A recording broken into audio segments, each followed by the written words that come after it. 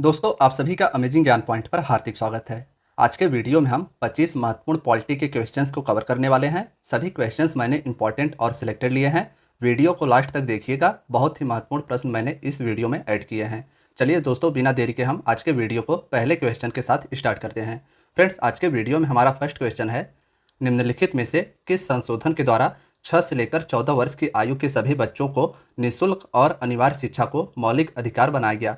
हमारा जो पहला क्वेश्चन है, इसका अर्थ यह हो जाएगा कि भारत के संविधान में कौन सा संशोधन किया गया था जिससे 6 से लेकर 14 वर्ष के सभी आयु के बच्चों को निःशुल्क और अनिवार्य शिक्षा मौलिक अधिकार के तहत जोड़ा गया। फ्रेंड्स, अगर इस क्वेश्चन के आंसर की बात करें तो 86वां संविधान संशोधन वर्ष 2002 में किया गया था और देश के 6 से लेकर 14 वर्ष तक के बच्चों के लिए इस संशोधन के तहत अनिवार्य और निःशुल्क शिक्षा को मौलिक अधिकार के रूप में मान्यता प्रदान किया गया। तो ऑप्शन डी इसका राइट आंसर हो जाएगा। 6 से 14 वर्ष के बच्चों को अनिवार्य और निःशुल्क शिक्षा जो प्रदान किया जाता है, इसे भारतीय संविधान के आर्टिकल 21 के ए के अंतर्गत संविधान में जोड़ा गया है। तो आर्टिकल भी आप याद रखिएगा और कौन सा संशोधन है इसे भी याद रखिएगा। 86 अमेंडमेंट एक्ट के द्वारा भारत के संविधान में आर्टिकल 21 के ए के तहत मौलिक अधिकार में अनिवार्य शिक्षा और निःशुल्क शिक्षा को जोड़ा गया। नेक्स्ट है, निम्नलिखित में से कौन राज्यसभा का पदेन अध्यक्ष होता है। दोस्तों, राज्यसभा का कौन पदेन अध्यक्ष होता है, यह हमारे क्वेश्चन में पूछा गया है। अगर इन ऑप्शंस में से आपको कोई भी ऑप्शन पसंद आ रहा हो या दिखाई दे रहा हो कि यही आंसर इसका हो सकता है, तो कमेंट बॉक्स में आप हमें बता सकते हैं कि राज्यसभा का पदेन अध्यक्ष कौन होता है। हम अगर इसके आंसर की बात करें तो भारतीय संविधान के आर्टिकल 89 के तहत भारत का उपराष्ट्रपति राज्यसभा का पदेन अध्यक्ष या सभापति होता है। तो इसमें हमारा ऑप्शन डी राइट आंसर हो जाएगा। आर्टिकल याद रखिएगा, आर्टिकल 89 के तहत भारत का उपराष्ट्रपति राज्यसभा का पदेन अध्यक्ष या सभापति होता है। नेक्स्ट है, भारत सरकार अधिनियम 1935 के तहत अवशिष्ट शक्तियां किसे प्रदान की गई थी। दोस्तों, भारत सरकार अधिनियम 1935 में अंग्रेजों के द्वारा भारत में लाया गया था और इसके तहत अवशिष्ट शक्तियां किसे प्रदान की गई थी, यह हमारे क्वेश्चन में पूछा गया है। तो इसमें ऑप्शन बी गवर्नर जनरल और वायसराय राइट आंसर हो जाएगा। भारत सरकार अधिनियम 1935 के तहत अवशिष्ट शक्तियां गवर्नर जनरल और वायसराय को प्रदान की गई। भारत सरकार अधिनियम 1935 के अन्य महत्वपूर्ण पहलुओं की बात की जाए तो 1935 में भारत सरकार अधिनियम 1935 के तहत भारत के आरबीआई यानी रिजर्व बैंक की स्थापना की गई थी यंग हिल्टन आयोग के सिफारिश पर। यंग हिल्टन आयोग की सिफारिश पर भारत के रिजर्व बैंक की स्थापना 1935 में की गई थी और भारत से वर्तमान के म्यांमार को इसी अधिनियम के तहत अलग किया गया था। भारत से म्यांमार को 1935 में भारत सरकार अधिनियम 1935 के तहत अलग किया गया था। तो इसे भी आप याद रखिएगा। आइए हम सभी अपने नेक्स्ट क्वेश्चन को देखते हैं। हमारे इस क्वेश्चन में पूछा गया है कि किस मामले में सर्वोच्च न्यायालय ने कहा कि प्रस्तावना में संशोधन किया जा सकता है। फ्रेंड्स, अगर वीडियो पसंद आ रही हो तो वीडियो को लाइक जरूर कीजिएगा। हम अगर इस क्वेश्चन के आंसर की बात करें तो दोस्तों, सुप्रीम कोर्ट ने केशवानंद भारती बनाम केरल राज्यवाद जो कि 1973 का था, इसमें कहा कि प्रस्तावना संविधान का अंग है, इसीलिए विधायिका यानी संसद उसमें संशोधन कर सकती है। तो ऑप्शन सी इसका राइट आंसर हो जाएगा। याद रखिएगा कि सर्वोच्च न्यायालय यानी सुप्रीम कोर्ट ने कहा कि प्रस्तावना में संशोधन किया जा सकता है और यह केशवानंद भारती वाद में बताया गया था। नेक्स्ट है, स्वतंत्र भारत की पहली कैबिनेट में विदेश और राष्ट्रमंडल संबंधों का पोर्टफोलियो किसके पास था। इंपॉर्टेंट क्वेश्चन है। अगर हम इसके आंसर की बात करें तो दोस्तों, स्वतंत्र भारत में पहली कैबिनेट में विदेश और राष्ट्रमंडल संबंधों का पोर्टफोलियो भारत के प्रधानमंत्री पंडित जवाहरलाल नेहरू जी के पास था। तो ऑप्शन ए इसका राइट आंसर हो जाएगा। स्वतंत्र भारत में विदेश मंत्रालय और राष्ट्रमंडल संबंधित पोर्टफोलियो भारत के प्रधानमंत्री के पास था। राष्ट्रमंडल उन देशों के संगठन को कहा जाता है जो कभी ब्रिटेन के उपनिवेश थे। तो इसे भी आप याद रखिएगा। राष्ट्रमंडल संबंध और विदेश मंत्रालय तत्कालीन प्रधानमंत्री जवाहरलाल नेहरू जी के पास था। नेक्स्ट है, नए राज्य के निर्माण या राज्य के नाम में परिवर्तन के लिए निम्नलिखित में से किस अनुसूची में संशोधन की आवश्यकता है। क्वेश्चन को आप सभी बहुत ही ध्यान से पढ़िएगा। हमारे क्वेश्चन में यह बताया गया है कि किस अनुसूची में संशोधन की आवश्यकता पड़ती है नए राज्य के निर्माण यानी नए राज्य के गठन या राज्य के नाम में परिवर्तन के लिए। दोस्तों, अगर इस क्वेश्चन के आंसर की बात करें तो नए राज्य के निर्माण या राज्य के नाम में परिवर्तन के लिए भारतीय संविधान के पहले अनुसूची में संशोधन की आवश्यकता होती है। इंपॉर्टेंट है, भारतीय संविधान के पहले अनुसूची में नए राज्य के परिवर्तन या संशोधन संबंधी आवश्यकता होती है और भारतीय संविधान के आर्टिकल 3 में यह बताया गया है कि भारत की संसद विधि द्वारा नए राज्यों का निर्माण और वर्तमान राज्यों के क्षेत्र सीमाओं और नाम में परिवर्तन कर सकती है। आर्टिकल इसमें आर्टिकल 3 हो जाएगा और अनुसूची पहला होगा, तो इसे आप याद रखिएगा। नेक्स्ट है, राजनीति के निर्देशक सिद्धांतों को किस देश के संविधान से अपनाया गया है। राज्य के नीति निर्देशक सिद्धांतों को किस देश के संविधान से अपनाया गया है, यह हमारे इस क्वेश्चन में पूछा गया है। तो दोस्तों, राज्य के नीति निर्देशक सिद्धांत का वर्णन भारतीय संविधान के भाग 4 में है। सबसे पहले आप इसे याद रखिएगा। अनुच्छेद की बात करें तो आर्टिकल 36 से लेकर 51 तक में इसका वर्णन किया गया है। आर्टिकल 36 से लेकर 51 में राज्य के नीति निर्देशक सिद्धांत यानी डीपीएसपी को बताया गया है और भाग इसका 4 है और इसकी प्रेरणा आयरलैंड के संविधान से ली गई है। तो ऑप्शन डी इसका राइट आंसर हो जाएगा। डीपीएसपी को आयरलैंड के संविधान से भारत के संविधान में अपनाया गया है। नेक्स्ट है, संविधान का कौन सा भाग संसद के संगठन, संरचना, अवधि, अधिकारियों, प्रक्रियाओं, विशेषाधिकारों, शक्तियों आदि से संबंधित है।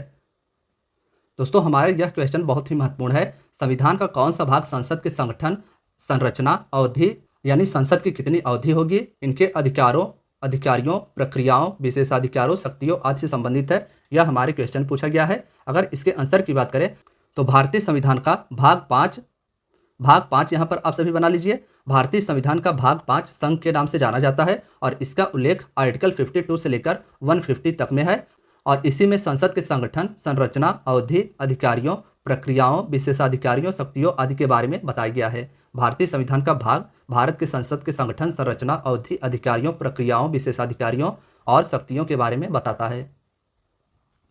नेक्स्ट है, प्राक्कलन समिति के अध्यक्ष की नियुक्ति कौन करता है। दोस्तों, अगर हम बात करें प्राक्कलन समिति की तो इंपॉर्टेंट समिति है यह। प्राक्कलन समिति के सदस्यों की संख्या 30 होती है और इसमें राज्यसभा के सदस्यों को शामिल नहीं किया जाता। इंपॉर्टेंट है, याद रखिएगा कि प्राक्कलन समिति में सदस्यों की संख्या 30 होती है और इसमें केवल लोकसभा के सदस्य शामिल होते हैं, राज्यसभा के सदस्य शामिल नहीं होते और प्राक्कलन समिति के अध्यक्ष लोकसभा के अध्यक्ष द्वारा मनोनीत किए जाते हैं। तो इसमें हमारा ऑप्शन सी राइट आंसर हो जाएगा। ऑप्शन डी भी मैच हो रहा है, राज्यसभा इसे आप बना लीजिए।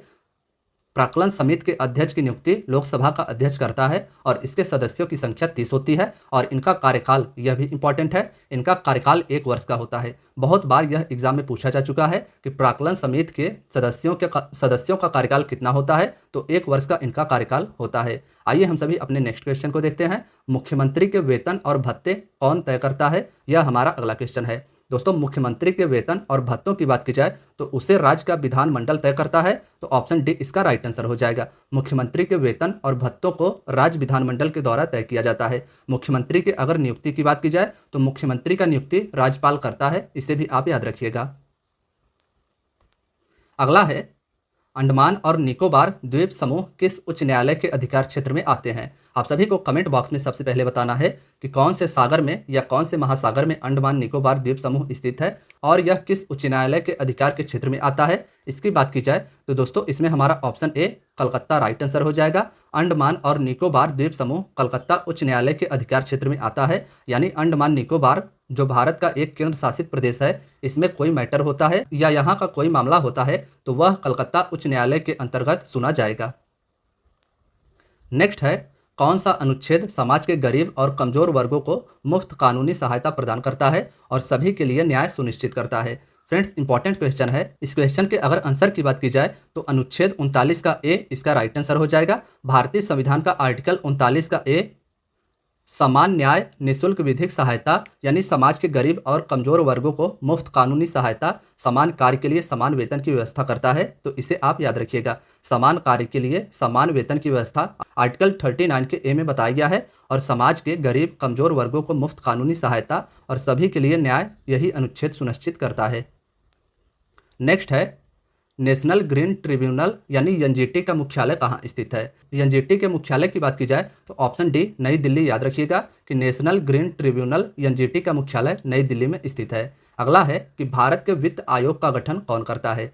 भारत के वित्त आयोग के गठन की बात की जाए तो संविधान के आर्टिकल 280 में वित्त आयोग के गठन का प्रावधान है। आर्टिकल याद रखिएगा। भारत के वित्त आयोग के बारे में संविधान के आर्टिकल 280 यानी 280 में बताया गया है और वित्त आयोग के गठन का अधिकार राष्ट्रपति को प्रदान किया गया है। तो ऑप्शन ए इसका राइट आंसर हो जाएगा। राष्ट्रपति के द्वारा भारत के वित्त आयोग का गठन किया जाता है। अगला है कि राज्य के महाधिवक्ता को हटाने का अधिकार किसे है। राज्य के महाधिवक्ता को हटाने का अधिकार किसे है, यह हमारे इस क्वेश्चन में पूछा गया है। दोस्तों, राज्य का महाधिवक्ता राज्य का सबसे बड़ा सरकारी वकील होता है और इसे हटाने का अधिकार राज्य के राज्यपाल को प्रदान किया गया है। तो ऑप्शन सी इसका राइट आंसर हो जाएगा। राज्य के महाधिवक्ता को राज्य के राज्यपाल के द्वारा हटाया जा सकता है।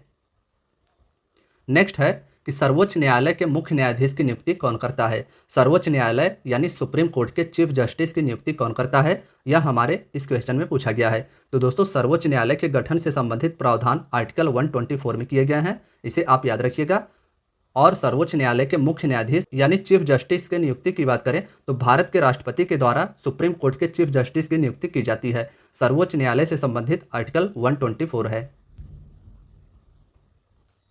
नेक्स्ट है, निम्नलिखित में से किस संस्थान को बदलने के लिए नीति आयोग का गठन किया गया था। नीति आयोग का फुल फॉर्म आप सभी को बताना है कमेंट बॉक्स में, और इसकी स्थापना कब की गई थी। हम अगर इस क्वेश्चन के आंसर की बात करें तो इसमें हमारा ऑप्शन सी योजना आयोग राइट आंसर हो जाएगा। योजना आयोग नाम के संस्थान को बदलने के लिए नीति आयोग का गठन किया गया था। यह एक सरकारी थिंक टैंक संस्था है। नेक्स्ट है, स्वतंत्र आधुनिक भारत के इतिहास में पहले गैर कांग्रेसी प्रधानमंत्री कौन थे। दोस्तों, अगर इसके ऑप्शंस में से आंसर की बात की जाए तो ऑप्शन ए मोरारजी देसाई इसका राइट आंसर हो जाएगा। स्वतंत्र आधुनिक भारत के इतिहास में पहले गैर कांग्रेसी यानी बिना कांग्रेस के प्रधानमंत्री भारत में मोरारजी देसाई जी बने थे। आइए हम सभी अपने नेक्स्ट क्वेश्चन को देखते हैं। उत्तर प्रदेश के संसदीय सीटों राज्यसभा की संख्या कितनी है। राज्यसभा से उत्तर प्रदेश में सीटों की संख्या कितनी है, यह हमारे क्वेश्चन पूछा गया है। ऑप्शन डी 31 राइट आंसर हो जाएगा। उत्तर प्रदेश से राज्यसभा में सीटों की संख्या 31 है। अगर हम बात करें लोकसभा की तो उत्तर प्रदेश में लोकसभा की सीटों की संख्या 80 है। इसे आप याद रखिएगा। 31 राज्यसभा में और लोकसभा में 80 सीटें उत्तर प्रदेश से निर्वाचित की जाती है। और उत्तर प्रदेश के विधानसभा की बात करें तो 403 सीटें उत्तर प्रदेश के विधानसभा से निर्वाचित सदस्य होते हैं। हमारा अगला क्वेश्चन है, भारत में मतदाता की न्यूनतम आयु कितनी होती है। भारत में मतदान करने की न्यूनतम आयु कितनी होती है, यह हमारे इस क्वेश्चन का तात्पर्य हो जाएगा। दोस्तों, सबसे पहले आप सभी याद रखिएगा कि 61st अमेंडमेंट एक्ट 61वें संविधान संशोधन 1989 के द्वारा मतदान करने की आयु 21 वर्ष से घटाकर 18 वर्ष कर दी गई। तो ऑप्शन बी इसका राइट आंसर हो जाएगा। भारत में मतदान करने की न्यूनतम वर्तमान में आयु 18 वर्ष है और इसे 1989 में 61st अमेंडमेंट एक्ट के द्वारा राजीव गांधी सरकार के द्वारा कम किया गया था। अगला है, निम्नलिखित में से कौन सा संविधान निम्नलिखित अधिकार प्रदान नहीं करता। दोस्तों, भारतीय संविधान के द्वारा भाग 3 में 6 प्रकार के मौलिक अधिकार प्रदान किए गए हैं। उनमें से समानता का अधिकार, स्वतंत्रता का अधिकार और धर्म के पालन का अधिकार भारतीय संविधान के द्वारा प्रदान किया जाता है, लेकिन समान आवास का अधिकार प्रदान नहीं किया जाता। तो यही हमारा राइट आंसर हो जाएगा। भारतीय संविधान में समान आवास का अधिकार प्रदान नहीं किया जाता। नेक्स्ट है, भारत के संविधान में स्वतंत्रता, समानता और बंधुत्व शब्द किस क्रांति से लिए गए हैं। तो ऑप्शन ए फ्रांसीसी क्रांति इसका राइट आंसर हो जाएगा। फ्रांस से भारत के संविधान में स्वतंत्रता, समानता और बंधुत्व शब्द को लिया गया है। नेक्स्ट है, भारत की किस अनुसूची में भाषाओं का वर्णन है। फ्रेंड्स, अगर इसके आंसर की बात की जाए तो भारत के संविधान के 8वीं अनुसूची में 22 भाषाओं का जिक्र किया गया है। तो इसमें हमारा ऑप्शन सी राइट आंसर हो जाएगा। भारत के 8वीं अनुसूची में 22 भाषाओं का उल्लेख किया गया है। अगला है, अमीनदीवी या अमीनी द्वीप समूह किस केंद्र शासित प्रदेश के 5 द्वीप समूह में से एक है। ऑप्शन बी लक्षद्वीप इसमें राइट आंसर हो जाएगा। अमीनी द्वीप समूह लक्षद्वीप केंद्र शासित प्रदेश के 5 द्वीप समूह में से एक है और यह अरब सागर में स्थित है। लक्षद्वीप अरब सागर में स्थित है, इसे भी आप याद रखिएगा। और इसका उच्च न्यायालय इंपॉर्टेंट है। इस केंद्र शासित प्रदेश का उच्च न्यायालय केरल राज्य के अंतर्गत आता है। नेक्स्ट है, पंचायती राज व्यवस्था में सर्वोच्च निकाय कौन सा है। दोस्तों, पंचायती राज व्यवस्था को मुख्यतः 3 भागों में विभाजित किया गया है, जिला स्तर पर, ब्लॉक स्तर पर और ग्राम स्तर पर। और पंचायती राज व्यवस्था में सर्वोच्च निकाय की बात की जाए तो जिला परिषद इसका राइट आंसर हो जाएगा। पंचायती राज व्यवस्था में सर्वोच्च निकाय जिला परिषद है। ग्राम स्तर पर ग्राम पंचायत का गठन किया जाता है और पंचायत समिति का गठन ब्लॉक स्तर पर किया जाता है। तो इसे आप याद रखिएगा। तो फ्रेंड्स, आज की आपकी वीडियो यहीं तक थी। वीडियो अगर पसंद आई हो तो वीडियो को लाइक, चैनल को सब्सक्राइब जरूर कीजिएगा। धन्यवाद दोस्तों।